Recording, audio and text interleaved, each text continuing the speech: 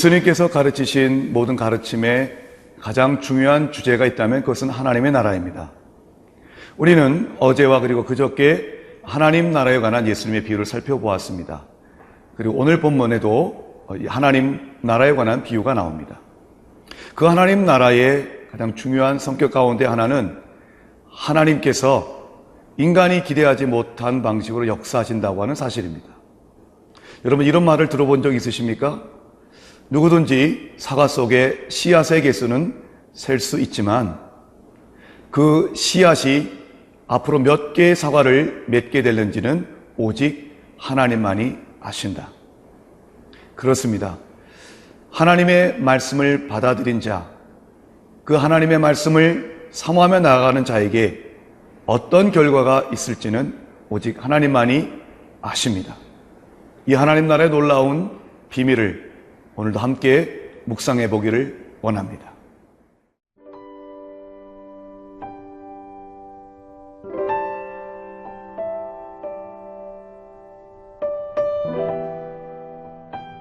마가복음 4장 30절에서 41절 말씀입니다. 또 이르시되 우리가 하나님의 나라를 어떻게 비교하며 또 무슨 비유로 나타낼까? 겨자씨 한 알과 같으니 땅에 심길 때에는 땅 위의 모든 씨보다 작은 것이로되 심긴 후에는 자라서 모든 풀보다 커지며 큰 가지를 내나니 공중의 새들이 그 그늘에 깃들일 만큼 되느니라. 예수께서 이러한 많은 비유로 그들이 알아들을 수 있는 대로 말씀을 가르치시되 비유가 아니면 말씀하지 아니하시고 다만 혼자 계실 때에 그 제자들에게 모든 것을 해석하시더라. 그날 저물 때에 제자들에게 이르시되 우리가 저편으로 건너가자 하시니 그들이 무리를 떠나 예수를 배에 계신 그대로 모시고 가매 다른 배들도 함께 하더니 큰 광풍이 일어나며 물결이 배에 부딪혀 들어와 배에 가득하게 되었더라. 예수께서는 고물에서 베개를 베고 주무시더니 제자들이 깨우며 이르되 선생님이여 우리가 죽게 된 것을 돌보지 아니하시나이까 하니 예수께서 깨어 바람을 꾸짖으시며 바다더러 이르시되 잠잠하라 고요하라 하시니 바람이 그치고 아주 잔잔하여지더라. 이에 제자들에게 이르시되 어찌하여 이렇게 무서워하느냐 너희가 어찌 믿음이 없느냐 하시니 그들이 심히 두려워하여 서로 말하되 그가 누구이기에 바람과 바다도 순종하는가 하였더라. 마가복음 4장에 나오는 마지막 하나님 나라에 관한 비유는 흔히들 겨자씨의 비유라고 말을 합니다. 겨자씨의 비유는 사실 간단합니다. 9절도 32절과 32절 단 두 구절에 걸쳐 있습니다. 겨자씨 한 알이 땅에 심겨졌고 그리고 자라서 공중의 새들이 깃들일 만큼 큰 나무가 되었다라고 하는 것이죠. 사랑하는 여러분, 하나님 나라의 진리에 관해서 이 겨자씨의 비유가 가르쳐주는 것은 무엇입니까? 첫째는 하나님께서 다스리시는 하나님의 나라는 겨자씨 한 알과 같이 작고 미미한 것으로부터 출발한다라고 하는 사실입니다. 예수님께서는 겨자씨 한 알에 대해서 땅 위의 모든 씨보다 작은 것이라고 설명하십니다. 이 땅의 그 어떤 시보다도 가장 작은 겨자씨의 씨였지만, 그러나 하나님이 다스리시면 그 겨자씨는 공중의 새가 깃들일 만큼 크게 성장한다라고 하는 것이지요. 예수님께서는 겨자씨 한 알에서 하나님의 나라를 보셨습니다. 작고 연약한 나의 삶 가운데서 예수님은 하나님의 나라를 보시고 계십니다. 오늘 내 스스로가 나의 삶이 연약하고 부족하다 할지라도 주님 나를 다스려 주시옵소서 하나님 나라에 간절한 열망을 갖고 있다면 나의 삶은 바로 이 겨자씨처럼 크고 아름다운 나무로 변화될 것입니다. 또한 겨자씨의 비유가 가르쳐주는 하나님 나라의 또 한 가지의 모습은 질적인 도약이라고 하는 사실입니다.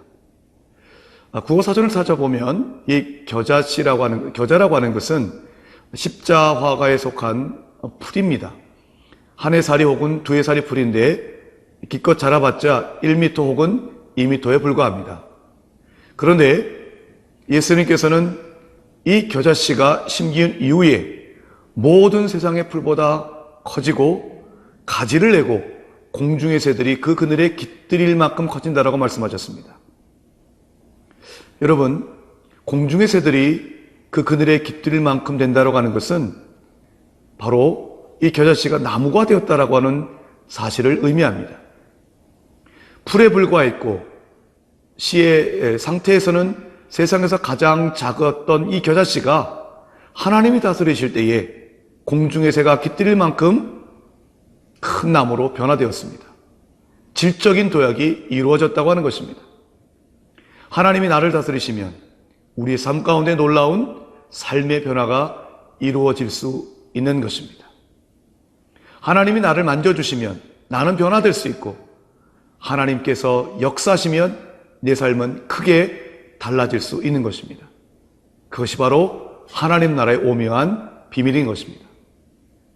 또 하나님 나라의 진리에 관해서 겨자씨의 비유가 가르쳐 주는 것은 하나님의 나라는 나만을 위한 것이 아니라 바로 많은 사람들을 위한 것이라는 사실입니다. 자, 겨자씨가 큰 나무가 되었습니다. 그랬더니 공중의 새들이 찾아왔습니다. 왜 찾아왔습니까? 쉼을 얻기 위해서입니다. 그 그늘에서 쉬기 위해서 찾아온 것입니다. 하나님께서는 나를 통해서 당신의 통치를 이루실 때에 나 혼자만 잘 되고 나 혼자만 세상에서 잘 나가는 인생이 되는 것이 아니라 많은 사람들에게 쉼을 주는 인생으로 변화시켜 주십니다. 그것이 하나님 나라의 놀라운 비밀인 것입니다. 오늘 이 시간 겨자씨처럼 작고 미미하지만 나를 통해서 하나님 나라가 이루어질 때에 나를 통하여 하나님의 참된 축복과 안식이 많은 사람들에게 제공될 수 있음을 확신하며 주 앞에 담대히 기도할 수 있는 우리 모두가 될 수 있기를 바랍니다.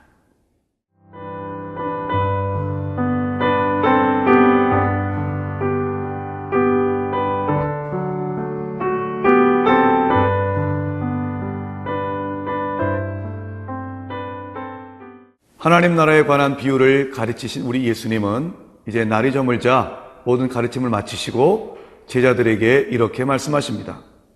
35절 그날 저물 때에 제자들에게 이르시되 우리가 저편으로 건너가자 하시니, 여기서 저편이란 갈릴리 바다의 동쪽을 의미합니다. 예수님께서는 갈릴리 바다의 서쪽에서 가르침을 베푸신 이후에 이제 배를 타고 갈릴리 바다 동쪽으로 가시자고 하는 의미인 것입니다. 예수님께서 배를 타시고 제자들과 함께 갈릴리 바다를 건너게 되었습니다. 다른 사람들도 배를 타고 예수님이 타신 그 배를 쫓아가고 있는 상황이었습니다. 그런데 문제가 생겼습니다. 큰 광풍이 일어났고 물결이 배에 부딪혀 들어와 배에 가득하게 되었던 것입니다. 이런 상황은 단순히 자연재해를 만난 상황에 그치지 않습니다. 마가복음이 이 사건을 우리에게 보도하고 있는 까닭은 이것이 주는 영적인 의미가 있기 때문입니다. 39절을 보시겠습니까? 예수께서 깨어 바람을 꾸짖으시며 바다더러 이르시되 잠잠하라 고요하라 하시니 바람이 그치고 아주 잔잔하여지더라. 예수님은 바람을 꾸짖으셨습니다. 이 꾸짖다는 단어는 예수님께서 귀신을 꾸짖다라고 할 때 사용하셨던 단어와 동일한 단어입니다. 지금 예수님을 모시고 가는 그 제자들의 배는 우리 교회를 가리키는 것입니다. 그리고 바람과 큰 파도는 교회를 해하려고 하는 모든 악의 세력을 상징하는 것입니다. 바로 이러한 상황 가운데서 제자들은 어떤 반응을 보였습니까? 오늘 본문 말씀 38절을 제가 다시 읽어보도록 하겠습니다. 예수께서는 고문에서 베개를 베고 주무시더니 제자들이 깨우며 이르되 선생님이여 우리가 죽게 된 것을 돌보지 아니하시나이까 하니 큰 광풍이 불고 물결이 배에 부딪혀 들어오는 이 상황, 배에 바닷물이 가득하게 된 이 상황, 제자들은 자신들이 죽게 된 상황이라고 말합니다. 위급한 상황입니다. 그런데 예수님께서는 태평스럽게 잠만 자고 계신 것입니다. 여러분 때때로 그렇지 않습니까? 우리도 인생을 살아갈 때 나는 죽게 되었는데 예수님이 나를 돌보지 않는 것처럼 느껴지는 상황이 있습니다. 나는 너무 힘든데 그래서 기도하는데 예수님께서 나의 기도를 듣고 응답하시지 않는 것처럼 느껴질 때가 있습니다. 그러나 여러분 한번 생각해 보십시오. 예수님께서 과연 이때 그저 주무시고만 계시고 있었을까요? 큰 광풍이 불고 지금 바닷물이 배 안에 가득하게 된 상황인데 예수님이 타고 가신 배가 유람선도 아닌데 어찌 예수님이 그저 주무시고만 계실 수 있겠습니까? 이 상황에서 예수님은 제자들을 바라보고 계신 것입니다. 그들이 믿음으로 극복하기를 바라시며 제자들을 주목하고 계신 것입니다. 사랑하는 성도 여러분, 우리 주님은 결코 우리의 상황 가운데서 눈길을 떼지 아니하십니다. 믿음으로 승리할 수 있기를 바라고 기대하시며 우리를 바라보고 계신 것입니다.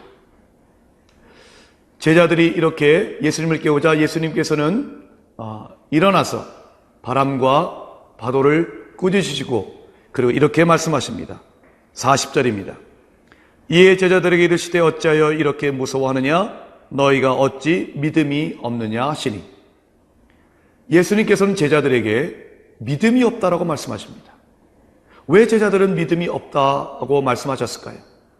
그것은 바로 예수님이 함께하고 계심을 눈으로 보면서도 그 예수님이 어떤 분인가를 확신하지 못했기 때문입니다. 오늘 본문 41절 보니 이렇게 말을 합니다. 그들이 심히 두려워하여 서로 말하되 그가 누구이기에 바람과 바다도 순종하는가? 그가 누구이기에?